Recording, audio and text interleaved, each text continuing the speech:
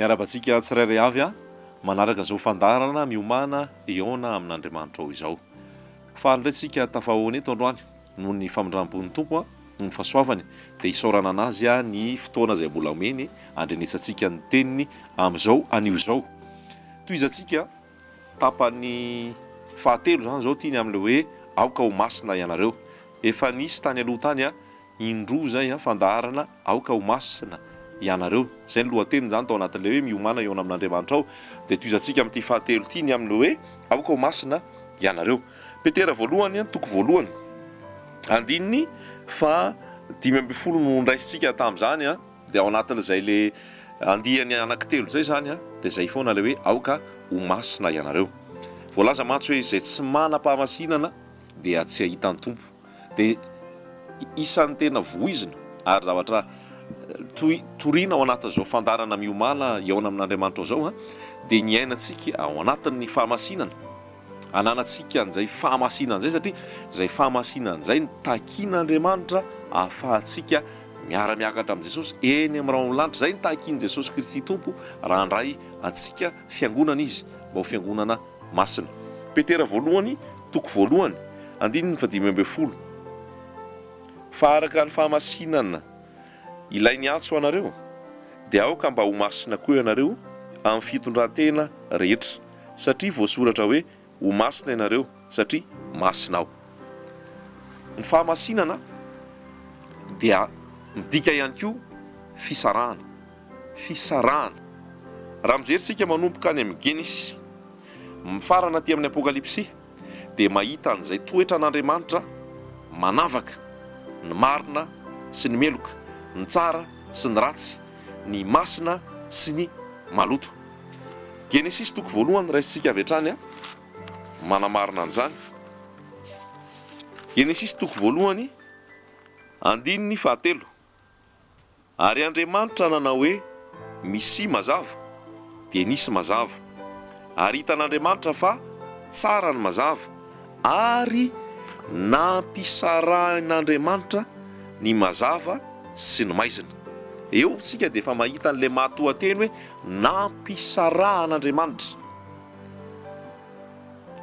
Fonteny kely tiana lazaina amintsika fotsiny aloha eo amin'ilay andinin'ny fahatelo io le hoe Andriamanitra nyteny hoe Andriamanitra nanao hoe misy mazava. Le misy takany hoe ny foronona zany hoe misy mazava. Fa raha dika teny Hebreo mihitsy ndraisitsika amin'io dia ny teny izy hoe aoka hiseho amin'izay ny mazava, aoka hipotra ny mazava. Mazava tsy iza fa Jesosy Kristy. Jesosy Kristy izay miteny ao amin'ny Jaona toko 7:12 izao no fahazavany zao tontolo zao. Dia io fahazavany io efa nisy hatr'izay zay Andriamanitra azy. Andriamanitra dia mazava ozy ny any amin'ny epistily nosoratany Jaona. Dia io Andriamanitra fahazavany io efa nisy hatramin'izay. Zay ny Andriamanitra azy, Andriamanitra nisy tsy nisy mpamorona ary tsy nisy fiandohana, tsy misy fiafarana fa éternel. Dia le tian'Andriamanitra lazainy hoe tsy miteny hoe namorona ny mazava izy fa Andriamanitra ny teny hoe aoka hipotra amin'izay mazava, zany hoe le mazava efa teo foana fa tsy niseho. Jesosy Kristy ilay fahazavana. Dia itiko amin'izay ny fonteny fa tiana lazaina hoe rehefa mamaky etsika dia hitantsika mihitsy le mahatohateny hoe nampisarahan'Andriamanitra ny mazava sy ny maizina. Halleloja. Zany hoe ny fahamasinana dia midika fisarahana. Raha ohatra tsika mbola manohy an'izay tantaran'ny zavatra nitondran'Andriamanitra ny olony zay mahita ihany koa tsika any Abrahama rehefa andeha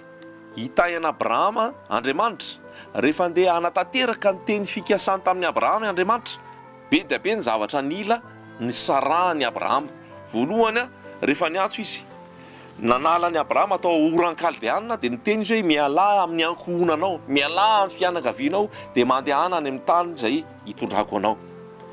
Zany endriky le fahamasinana ihany koa zany hoe mba ahafahan'Andriamanitra miasa, ahafahan'Andriamanitra mitahy, Andriamanitra maneho ny voninahiny dia mila zavatra masina izy ary mila fitokanana tanteraka ao anazy. Dia izay arakaray koa zany hoe fisarahany Abrahama tamin'ny fianakaviany zay. Nitohy hatrany ny fitahian'Andriamanitra ny Abrahama ary mahita ihany koa tsika hoe nisy fisarahana koa Abrahama tamin'ny Lota. Zany hoe Abrahama tsy nisy fiandohana, tsy nisy fiafarana fa éternel. Dia ary nametraka safidy Abrahama tamin'ny Loto hoe fidio zay tany andehananao fa zay tsy andehananao no andehanako. Dia rehefa nisaraka tamin'ny Loto izy, Andriamanitra mbola naneho ny fitahiny, ny fanasoavany, ny fanambinany, ny fahatsarany tamin'ny Abrahama hatrany, ary tsy mora zany hoe hisaraka amin'izay mahafinaritra, hisaraka amin'izay mety hoe tiana Lota zay atao hoe zanany ihany ankeviny zany, fa tsy maintsy nisarahana mba ho araka sitrapon'Andriamanitra ny fiainany. Dia apetraka amintsika izany tenin'Andriamanitra zany hoe ny atao hoe fahamasinana dia fisarahana amin'izay tsy araka ny sitrapon'Andriamanitra, fisarahana amin'izay fikambanana, amin'izay fiarahana amin'izay zavatra tsy araka ny sitrapon'Andriamanitra, fisarahany mazava sy ny maizina. Raha mazava ahako dia Andriamanitra mitahaka anahako tsy fangaroaro amin'ny maizina. Vakintsika ao amin'ny Efesianina 4:4 dia milaza ny ao amin'ny Efesianina 4:4 hoe fa maizina ianareo fahiny ary mazava ao amin'ny Tompo kosa ankehitriny, mandehana tahaka ny zanaky ny mazava. Ary ny asan'ny mazava ozy izy dia miseho amin'ny fahatsarana sy ny fahamarinana sy ny fahitsiana rehetra. Efesianina 4:4 fa maizina ianareo fahiny fa efa mazava ao amin'ny Tompo kosa ankehitriny, mandehana tahaka ny zanaky ny mazava. Fa ny vokatry ny mazava dia ao amin'ny fahatsarana rehetra sy ny fahamarinana ary ny fahitsiana. Dia mamantatra izay ankasitrahan'ny Tompo, aza amiray amin'ny asan'ny maizina tsy mahavoka-tsoa, fa aleo mananatra izany, fa izay ataony ao amin'ny afina dia mamenatra na dia milaza izany aza. Izay ny zavatra anankiray hoe fahamasinana ihany koa dia voalaza hoe aza amiray amin'ny asan'ny maizina tsy mahavoka-tsoa, fa aleo mananatra an'izany. Misy fitoriana mandeha any amin'ny sehatra maro any dia milaza an'ilay resaka hoe fahasoavana. Zany hoe rehefa ny olona no mitory, mibebay ianao fa ho avy Jesosy, mibebay ianao fa mba tsy hidiranao any amin'ny elo, any amin'ny fahaverezana, miala amin'ny fahotana, mandehana ny fahamarinana, dia misy milaza hoe toa filazantsara mampiorooro zany, filazantsara mampitahotra zany, fa tsy mampiseho ilay fitiavan'Andriamanitra. Dia misy milaza an'izao hoe Andriamanitra dia fitiavana, Andriamanitra dia tena manana famindram-po, Andriamanitra dia tia ny olona rehetra. Ka rehefa mitory dia tsy milaza an'izany hoe zavatra mampatahotra zany, zany zavatra hoe mampiorooro zany, fa tsy filazantsara zany, fa ny zavatra marina voalaza ny tenin'Andriamanitra tsy maintsy hiambara. Raha toa ka olona efa miazakazaka makany amin'ny fahaverezana, tsy ho lazaina anazy ve hoe antsana makadiry mahafaty anao io lalana andehananao io, ka mila miverina ianao, fa ho jerena ve hoe tsara Andriamanitra e, fahasoavan'ny Tompo e, tahin'ny Tompo rahalahy, tahin'ny Tompo ranabavy, nefa olona efa manao tsy fanao, efa tsy manao ny sitrapon'Andriamanitra, efa tsy miaina amin'ny fahamasinana, fa miaroaro amin'ny maizina sy tia izao tontolo izao sy ny zavatra eto amin'izao tontolo izao, ary miaina ao anatin'ny fahotana. Dia mbola ho tenentsika ihany hoe tsara ny Tompo, Andriamanitra dia fitiavana, Andriamanitra dia fahasoavana, ary dia comprendre izy dia apetraka amin'ny zavatra rehetrarehetra, fa tsy tentsika hoe mibeba, miala amin'ny ratsy, miala amin'ny fahalotona mba hahatonga anao vovonjy. Izao ny voalaza ny tenin'Andriamanitra ao amin'ny Luka 4:7. Raha mijerintsika ny amin'izay le hoe tenin'Andriamanitra amin'ny hoe fahamarinana izay, raha miresaka izao teny izao dia noho ny fitiavana antsika azo ny fiainana mandrakizay, ahafahantsika mahalala ny fahamarinana, mba hiainantsika amin'ny fahamarinana sy ny fahamasinana azotsika ny famonjena.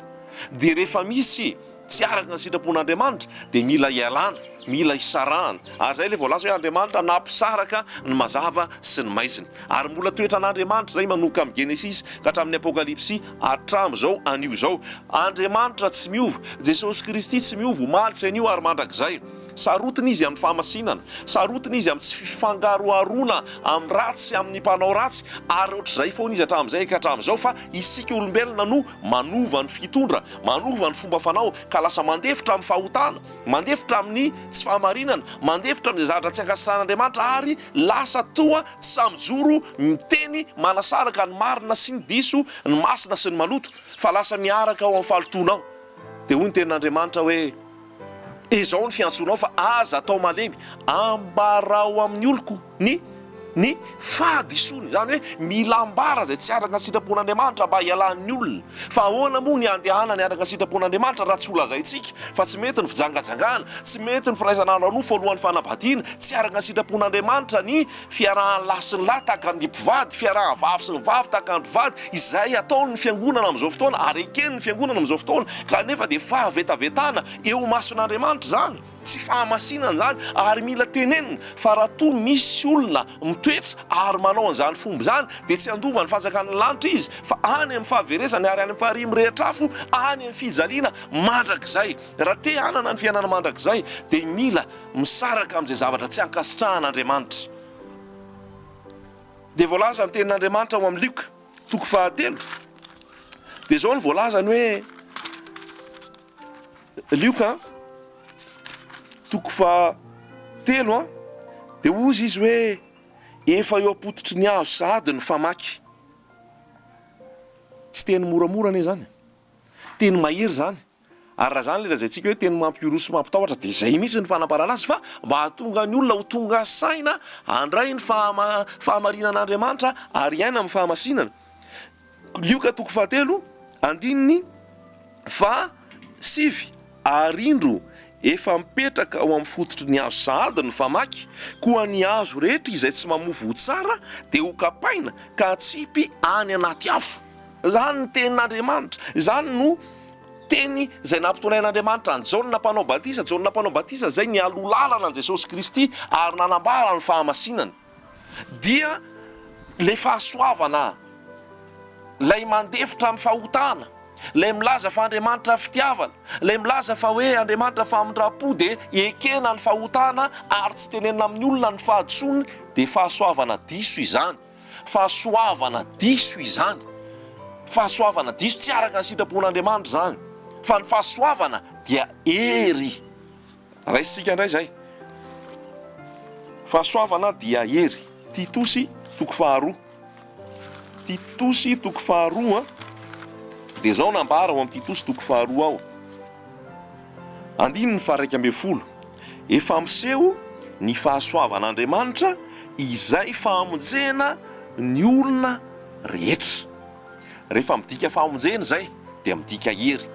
Jaona 1:2 dia izay rehetra nandray azy dia nomeny hery ho tonga zanak'Andriamanitra izany hoe ty fahasoavana resahany ty fahasoavana ara-baiboly ity fa tsy le fahasoavana atao milaza hoe Andriamanitra fitiavana Andriamanitra mpamindra fo Andriamanitra micomprendre Andriamanitra